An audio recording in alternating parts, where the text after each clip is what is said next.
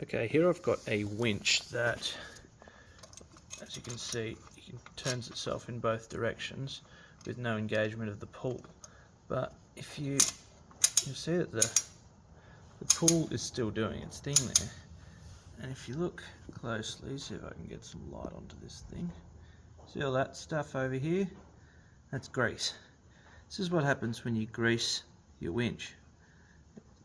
There's no friction on these plates here, so they can turn freely.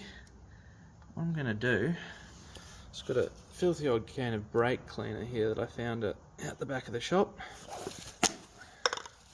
I'm going to pop this in a bucket.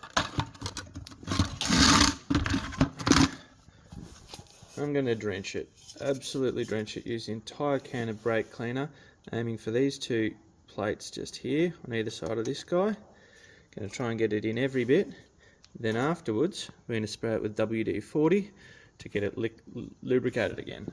Now you want to get rid of all this greasy shit all around here, but at the end of the day then it's going to be too grippy, so it's going to be clunky on the way down.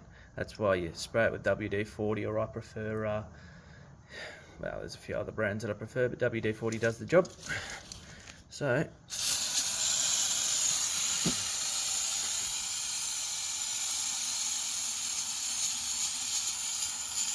trying not to get it all over the floor. Get some of that grease off of that.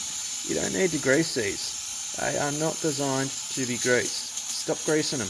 You're doing damage. It's cost you $500 to replace the damn thing, plus labour. And hopefully I can get this one repaired.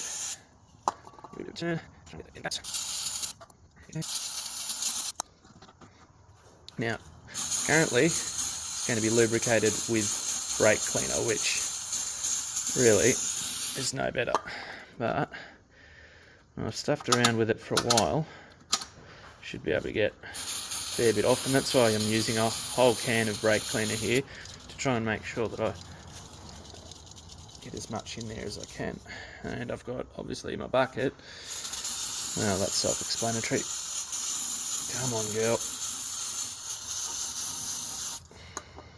She's a bit messy, but that's why we love her.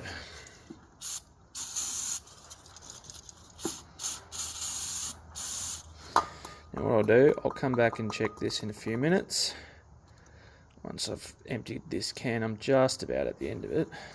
And also, I'll tighten up this guy. Now normally you'd have a square spout sticking on here. This is an adaptation that somebody's made so they can stick a socket on it. Good in a pinch. This is just...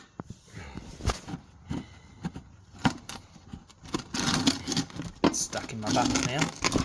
Okay. That just screws off from there. Also a good trick in a fix. You can pick one of these up from Bunnings to fit on your thread. And, well, it's a hell of a lot cheaper, especially if you're buying one of these from All Lifting for $170 and then weld on your own mounting plates from your previous winch. Better than the 500 and whatever Jayco are charging at the moment. Well, hopefully that helps someone.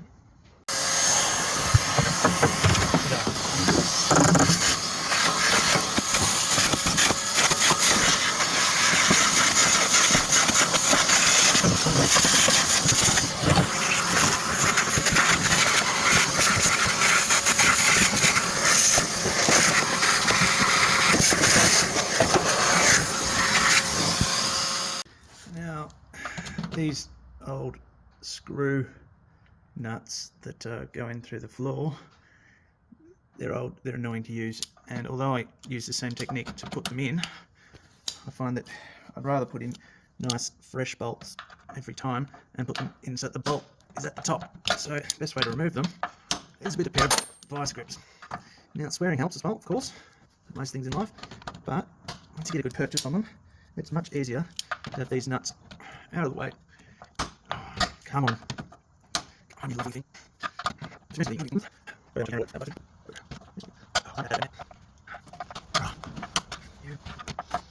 goose. Come on.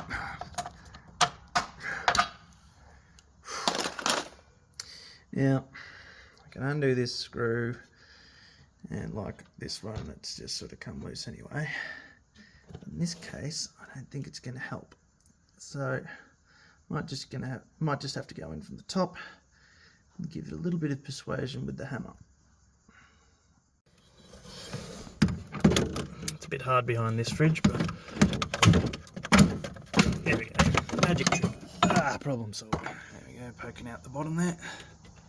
That was well and truly in there. Oh, come on, girl. There we go. Beautiful. So, when that goes back in, definitely needs another washer. Usually I like to have a bit of a look up under here so that we can see if we can go up a size of washer. And in this case, the washer that was used is already right up against the chassis rail there, or the frame rail, and this one's just about there, so we really can't go to a bigger size. It's a good time to check though, to see what the condition of this wood here is like while we've got the winch out, because this is one of the weakest spots. The water gets up in underneath here, it sprays in from the front, and they were smart enough to put metal behind the frame rail there, but not smart enough to put metal in the front. Come on, focus, would you? There we go. Not smart enough to put metal here, which means that sometimes that makes your winch twist, but that's a video for another day. Alright, so now we've got the winch back into position. I was lucky enough, being a fridge version, I've got a access port there. Usually we'd be going in through the top of one of the seats if this was a swan or a dove, or some finches, but in this case we've got it lined up. Now, as you can see, if you twist it, there's rust marks down there, so you try and line up the rust marks and you'll find your holes should pretty well line up. There we are, like that. I like to drop in a couple of 6mm bolts straight through the top, about 45-50mm long, and then put nylock nuts underneath. Did I say nuts before? I meant bolts. Drop bolts through with nylock nuts, and like I said before, with washers, because it's going to squish this ancient wooden floor a bit as you go. If your floor's in too poor a condition, this is where you'd pull all these bits out up this end, and put a bit of thin tin over the top and a bit of angle underneath, angle iron, weld it to the chassis or bolt it through the chassis or frame rail, and then you've got the fun of trying to line up your holes.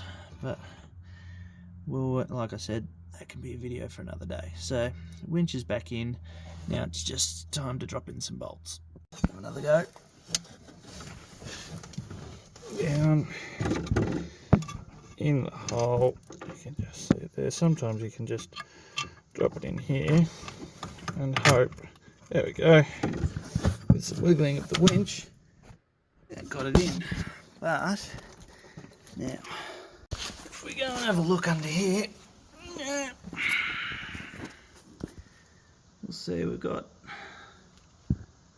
a good 12-15mm poking through there. So if we're putting our washer back on, well, we'll put on a nice fresh washer. 25mm is plenty long enough in this case, because the wood's been nice and squished together from the previous ones. We might find that we've got to put a 30 on here. I think I said 45-50 earlier in the video. Yeah, that's excessive. 30 will do this case. 45-50 ones, they're good when you've done a little bit of fiberglassing or something here, and you'll find that that'll tend to swell it up, and yeah, you usually got to put something quite a bit longer on to replace it. So those two holes are next. You can see the holes, these ones here, are from where the other parts attach, like your curved corner bracket, your floor track. things like that. And they'll often have a threaded one like that that goes inside the chassis. The last bit here that I'm going to show before my phone runs out of battery, if we can get it to focus, there we are.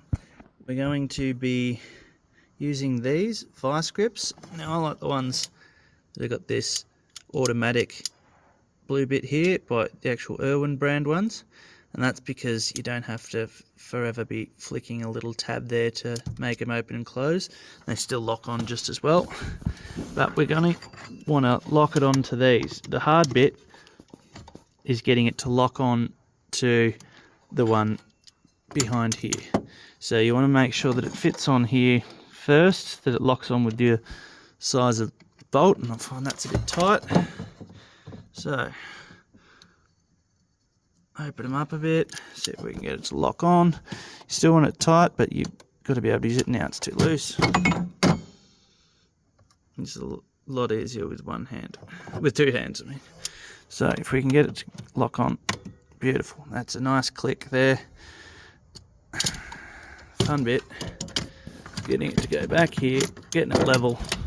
Now you could always get a friend to hold it, put a socket in here.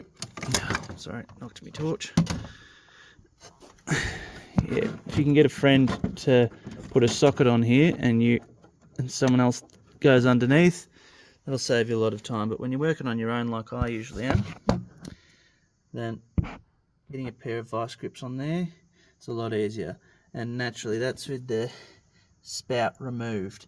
So with that spout on, it's even harder to get them to lock on.